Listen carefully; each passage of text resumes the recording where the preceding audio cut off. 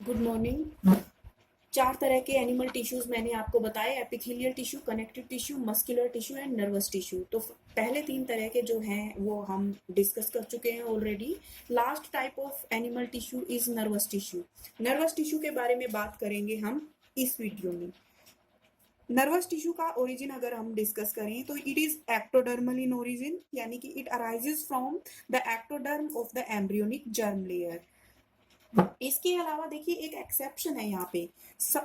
Nervous tissue के अंदर कुछ ऐसे भी सेल्स होते हैं जो एक्टोडर्मल ओरिजिन के नहीं होते।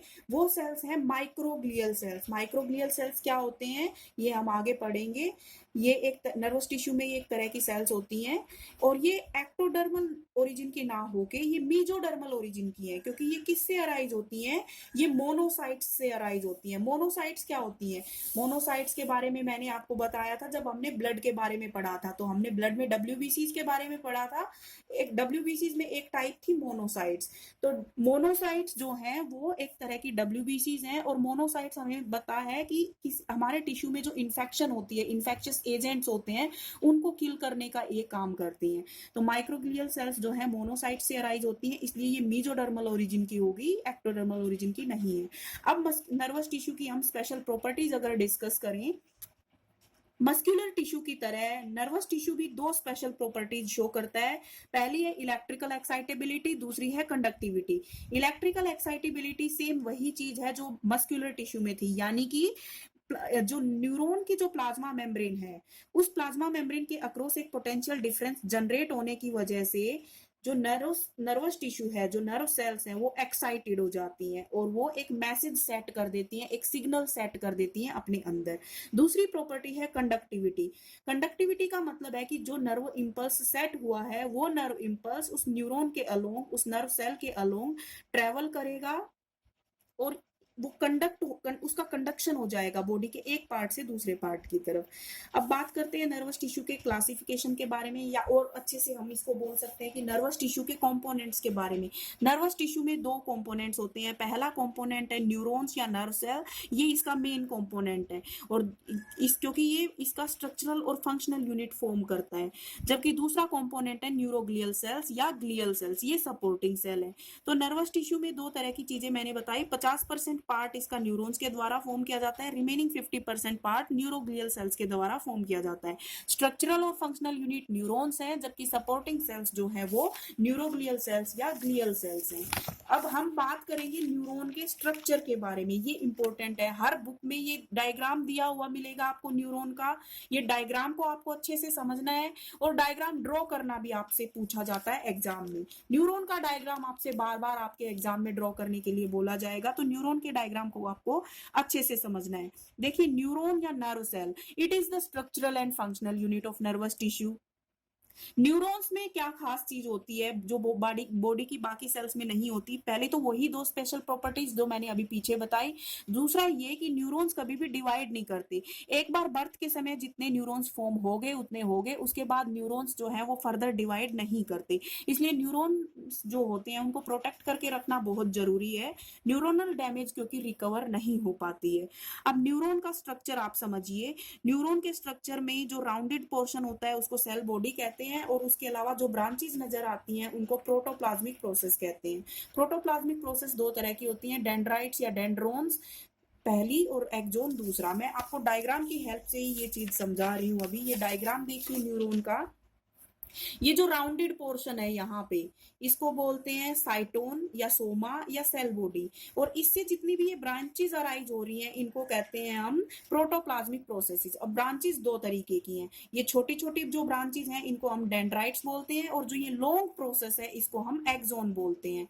अब इस सेल बॉडी के अंदर देखिए क्या क्या प्रेजेंट है। इसमें न्यूक्लियस प्रेजेंट है और जो ये डॉट डॉट जैसे स्ट्रक्चर आपको दिखाई दे रहे हैं ये नीसल्स ग्रेन्यूल्स हैं। नीसल्स ग्रेन्यूल्स क्या होते हैं? ये आरएनए और प्रोटीन की से मिलके बने होते हैं। तो ये नीसल्स ग्रेन्यूल्स सेल बॉडी में भी प्रेजेंट है और ये इन डेंड्राइट्स में भी प्रेजेंट है, जबकि ये एक्सोन में एब्सेंट है। ये क्वेश्चन भी बहुत बार पूछा जाता है कि नीसल्स ग्रेन्यूल कहाँ एब्सेंट होते हैं और कहाँ कहाँ प्रेजेंट होते हैं। ये जो सबसे लंबी प्रोसेस है इसको एक्सोन बोलते हैं। एक्सोन के बाहर जो लेयर प्रेजेंट है उसको एक्सोलीमा बोलते हैं और इसके अलावा ये जो डार्क कलर के जो ब्लॉक्स दिखाई दे रहे हैं आपको, ये माइलिन शीथ है। एक व्हाइट शाइनी सब्सटेंस होता है, फैटी सब्सटेंस, जिसे माइलिन बोलते हैं। कुछ न्यूरॉन्स हमारी बॉडी में ऐसे होंगे जिनके बाहर ये माइलिन शीथ होगी, उनको माइलिनेटेड न्यूरॉन्स बोलेंगे। कुछ न्यूरॉन्स ऐसे होंगे जिनके बाहर ये माइलिन शीथ नहीं होगी, उनको नॉन माइलिनेटेड न्यूरॉन्स बोलेंगे। यानी माइलिन शीथ की प्रेजेंस और एब्सेंस के बेसिस पे भी न्यूरॉन्स दो तरीके के हैं। माइलिन शीथ का काम क्या होता है? माइलिन शीथ का काम होता है, एक तो शॉक एब्जॉर्बर का काम करना, यानी न्यूरॉन को प्रोटेक्ट करना। दूसरा एक चीज और समझिए, यहाँ पे माइलिन शीथ कंटिन्यूअस नहीं है, बीच बीच में कुछ गैप्स हैं जहां पे माइलिन शीथ एब्सेंट है, उन जगह को बोलते हैं नोड्स ऑफ रानवियर। तो जो माइलिनेटेड न्यूरॉन्स होते हैं उसमें इंपल्स कंटिन्यूअसली ट्रेवल ना करके जंप करता है नोड्स ऑफ रानवियर के बीच। यानी माइलिनेटेड न्यूरॉन्स में इंपल्स का कंडक्शन फास्ट हो जाता है, कहने का ये मतलब है यहाँ पे। अब न्यूरॉन का काम होता है सिग्नल को ट्रांसमिट करना बॉडी में एक पार्ट से दूसरे पार्ट में। तो जो ये डेंड्राइट्स हैं ये सिग्नल को रिसीव करते हैं, यानी ये रिसेप्टिव पार्ट है, और वो सिग्नल सेल बॉडी के थ्रू होते हुए, एक्सोन के थ्रू होते हुए नेक्स्ट न्यूरॉन के पास ऑन कर दिया जाता है, यानी एक्सोन कंडक्टिंग पार्ट है। न्यूरॉन्स बॉडी में किस तरीके से अरेंज्ड होते हैं? एक न्यूरॉन के बाद दूसरा न्यूरॉन, यानी एंड टू एंड प्रेजेंट होते हैं लेंथ वाइज। तो यानी इस न्यूरॉन का एक्सोन जहां खत्म होगा वहां दूसरे न्यूरॉन का डेंड्राइट शुरू हो जाएंगे, ठीक है। और एक्सोन जो है वो एंड में पहुंच के राउंडेड स्ट्रक्चर्स फॉर्म करता है। इन राउंडेड स्ट्रक्चर्स को बोलते हैं एक्सोन टर्मिनल्स या सिनेप्टिक नोब्स। इनके अंदर एक केमिकल सब्सटेंस फील्ड होता है जिसे बोलते हैं न्यूरोट्रांसमीटर। अब मैं आपको यहाँ एक बहुत इंपॉर्टेंट चीज बताने वाली हूँ कि न्यूरॉन्स के अंदर जो है इलेक्ट्रिकल सिग्नल्स फ्लो करते हैं। सिग्नल्स दो तरीके के होते हैं हमारी बॉडी में, इंपल्स दो तरीके के होते हैं, या मैसेज दो तरीके के होते हैं हमारी बॉडी में, electrical signal and chemical signal. तो जो इलेक्ट्रिकल सिग्नल्स होते हैं वो पास करते हैं न्यूरॉन के अंदर से, और जो केमिकल सिग्नल्स होते हैं वो एक न्यूरॉन और दूसरे न्यूरॉन के बीच जो स्पेस है उस स्पेस में पास करते हैं। तो आपके लिए यहाँ पे इस लेवल पे, 9th क्लास के लेवल पे बस इतना समझना जरूरी है कि न्यूरॉन का डायग्राम कैसा है, न्यूरॉन में इंपल्स का कंडक्शन कैसे होता है, ये हम यहाँ डिस्कस नहीं करेंगे, ये हम डिस्कस करेंगे क्लास 11th में।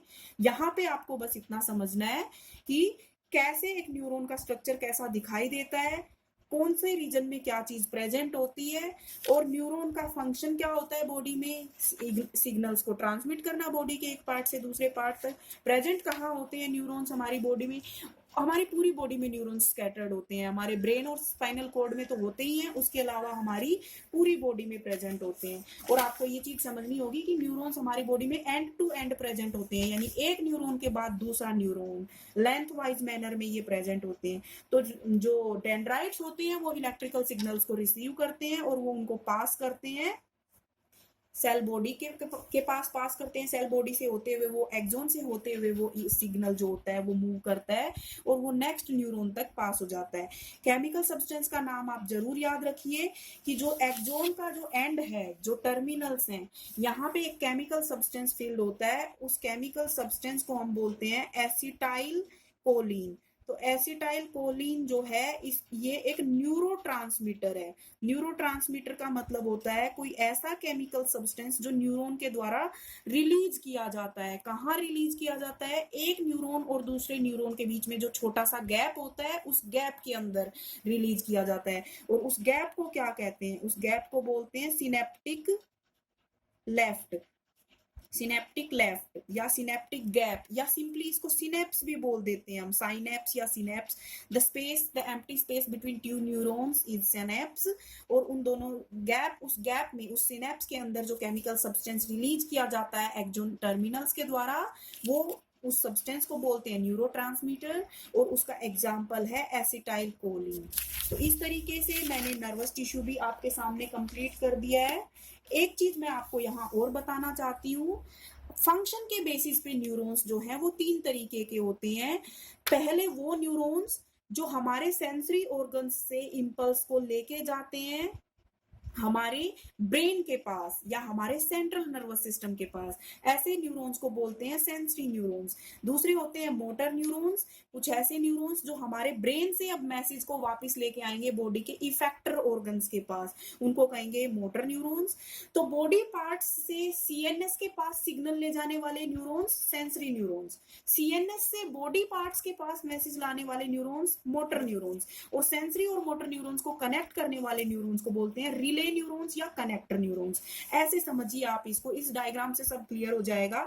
रिसेप्टर, रिसेप्टर हमारे सेंस ऑर्गन्स हैं, जैसे कि हमारे जो ईयर्स हैं उनका काम है साउंड को रिसीव करना, वॉइस को रिसीव करना। तो यहाँ पे मान लीजिए हम ईयर की बात कर रहे हैं, रिसेप्टर है ईयर, यहाँ पे रिसेप्टर ने सिग्नल को रिसीव किया और वो सिग्नल या वो मैसेज हमारे ब्रेन के पास जाएगा या हमारे सेंट्रल नर्वस सिस्टम के पास जाएगा।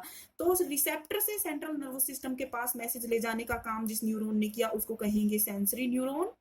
और सेंट्रल नर्वस सिस्टम ने उस मैसेज का जब एनालिसिस किया तो उसके बदले में एक मैसेज जनरेट किया, एक उसके इंटरप्रिटेशन के बाद, उसके एनालिसिस के बाद हमारे ब्रेन में देखिए जो भी सिग्नल्स जाते हैं उनका इंटरप्रिटेशन होता है और उसके बदले में एक रिस्पॉन्स जनरेट होता है। उस रिस्पॉन्स को सेंट्रल नर्वस सिस्टम से इफेक्टर ऑर्गन के पास लेके आना, ये काम है मोटर न्यूरॉन का। और सेंसरी और मोटर न्यूरॉन दोनों एक दूसरे से कनेक्टेड होते हैं सेंट्रल नर्वस सिस्टम के अंदर ही।